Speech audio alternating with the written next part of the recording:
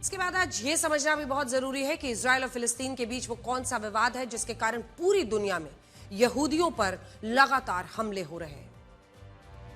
असल में साल 1947 जब संयुक्त राष्ट्र ने फिलिस्तीन का विभाजन किया, तब यह तय हुआ था कि इस क्षेत्र के 44% इलाकों में फिलिस्तीन होगा और 56%, 44% क्षेत्र फिलिस्तीन, उसको पैलेस्टाइन भी कहते हैं, और 56% इजराइल, जो यरूशलेम है, वो संयुक्त राष्ट्र के नियंत्रण में रहेगा।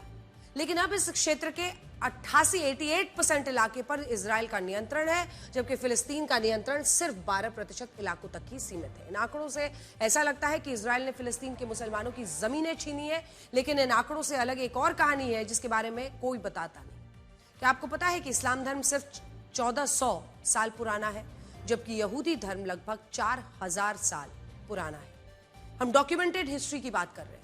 यह बात सही है कि इजराइल देश साल 1948 में बना था और इससे पहले यहां फिलिस्तीन के अरब मुसलमान रहते थे। लेकिन यह भी सच है कि जब इस्लाम धर्म की उत्पत्ति भी नहीं हुई थी, तब यह पूरा क्षेत्र यहूदी धर्म के लोगों के नियंत्रण में ही था।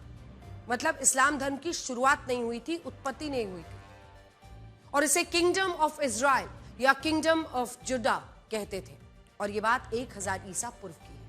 इस्लाम, ईसाई और यहूदी तीनों ही धर्म अपनी शुरुआत की कहानी को बाइबल के पैगंबर इब्राहिम से जोड़कर देखते हैं। पैगंबर इब्राहिम के पुत्र आइजैक को भी इन तीनों ही धर्मों में विशेष स्थान दिया गया है, और आइजैक के पुत्र जेकब का भी इन सभी धर्मों में जिक्र आता है। बस फर्क सिर्फ इतना है, ईसाई धर्म में जो जेकब है वही इस्लाम धर्म में पैगंबर याकूब है। दिलचस्प बात तो यह है कि आइजैक के पुत्र जेकब को ही इजराइल कहा जाता था, और उन्होंने ही अपने 12 पुत्रों में 12 कबीलों को बांटकर इजराइल राष्ट्र बनाया था। इन 12 पुत्रों में उनके एक पुत्र का नाम जुदा था, जिसे यहूदा भी कहते हैं, और यहूदा के नाम पर ही उनके वंशज यहूदी कहलाए, उनका धर्म यहूदी माना गया। फिलिस्तीन के मुसलमान जिस भूमि को अपना बताते हैं, उस भूमि पर आज से 3000 साल पहले यहूदा साम्राज्य का शासन था, और इस हिसाब से देखें तो फिलिस्तीन के मुसलमानों से पहले यह भूमि यहूदी धर्म के लोगों की थी। पूरी लड़ाई इसी बात पर है। जिस तरह का टकराव आज यहूदी और इस्लाम धर्म के लोगों के बीच है, वैसा ही टकराव पहले ईसाई और यहूदी धर्म के लोगों के बीच भी था। ईसाई धर्म की नींव रखने वाले ईसा मसीह का जन्म एक यहूदी परिवार में हुआ था, और यहूदी धर्म के लोगों ने ही उन्हें सूली पर चढ़ाया था, जिसकी वजह से ईसाई धर्म के लोग यहूदियों से नफरत करते थे।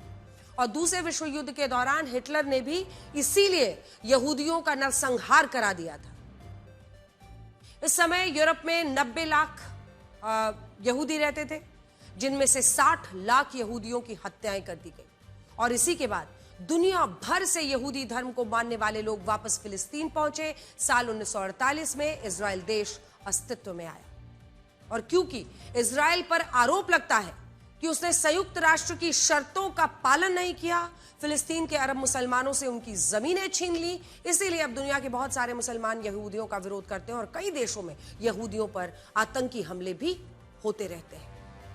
यहां एक और तथ्य यह है कि 7 अक्टूबर 2023 के आतंकी हमले से पहले इजराइल ने गाजा पर कोई बड़ा हमला नहीं किया था, और हकीकत में इजराइल मुसलमानों को लेकर ज्यादा उदार था। मैं आपको यही समझाना चाहती हूं, क्योंकि जब आप इस मैप में देखेंगे, इजराइल का कुल क्षेत्रफल लगभग 22,000 वर्ग किलोमीटर का है।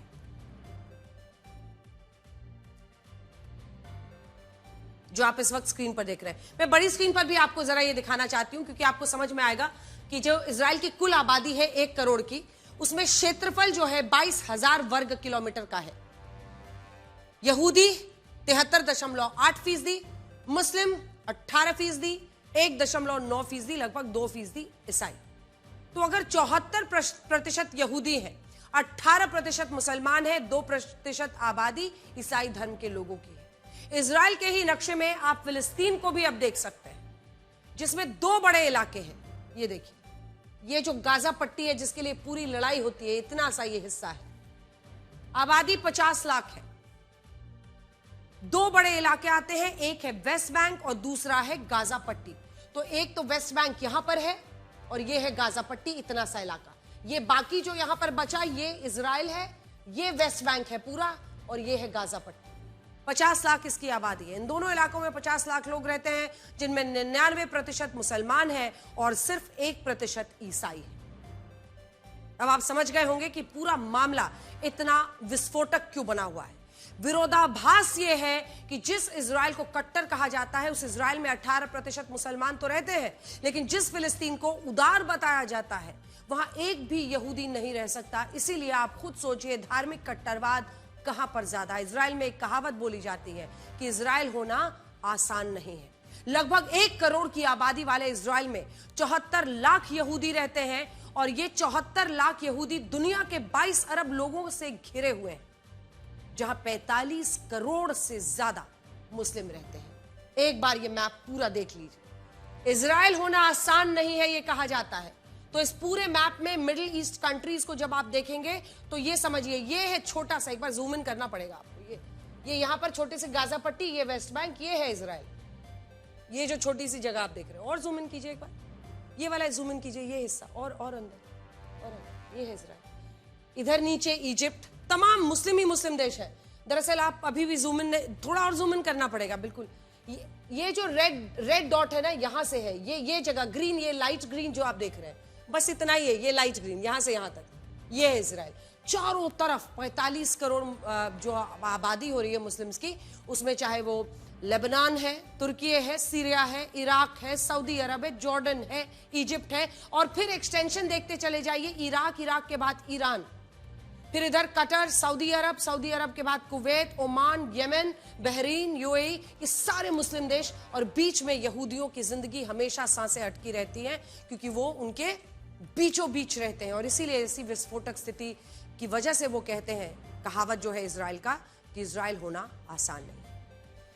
इसके अलावा इजराइल भूमध्य सागर के किनारे बसा एक छोटा सा देश है, लेकिन वो चारों तरफ से दुश्मनों से घिरा हुआ है। उत्तर में इजराइल की सीमा लेबनान से लगती है, एक बार फिर से आपको दिखा रहे हैं। उत्तर पूर्व में सीरिया से इजराइल का बॉर्डर लगता है। पूर्वी और दक्षिण पूर्वी इलाकों में इजराइल की सीमा जॉर्डन से लगती है। दक्षिण पश्चिमी इलाकों में इजराइल की सीमा इजिप्ट यानी मिस्र से लगती है। इजराइल के पश्चिम में भूमध्य सागर है, जहां गाजा पट्टी का भी इलाका है, जहां से हमास के 1000 आतंकवादियों ने 7 अक्टूबर को इजराइल में घुसपैठ की थी और इजराइल के सैकड़ों नागरिकों का खून बहाया था। ये सारे देश मुस्लिम बहुल देश है, जिनमें लेबनान में लगभग 69%, सीरिया में 85%, जॉर्डन में 92%, इजिप्ट में 90%, वेस्ट बैंक में 92%, गाजा पट्टी में 99% मुसलमान रहते हैं। और बात सिर्फ इन देशों की नहीं है, आज यहूदी दुनिया के जिन देशों में भी रहते हैं, वहां उन पर आतंकी हमले का सबसे ज्यादा खतरा रहता है। इसीलिए बहुत सारे लोग कहते हैं कि ना तो इजराइल होना आसान है और ना ही यहूदी होना आसान। खैर, इस खबर पर तो हमारी नजर रहेगी आने वाले दिनों में कि क्या कुछ निकलता है और बाप बेटे की पूरी सच्चाई क्या है, जो मूल रूप से पाकिस्तानी थे, आतंकी थे, और जिन्होंने इतनी बड़ी घटना को यहूदियों के खिलाफ अंजाम दिया है।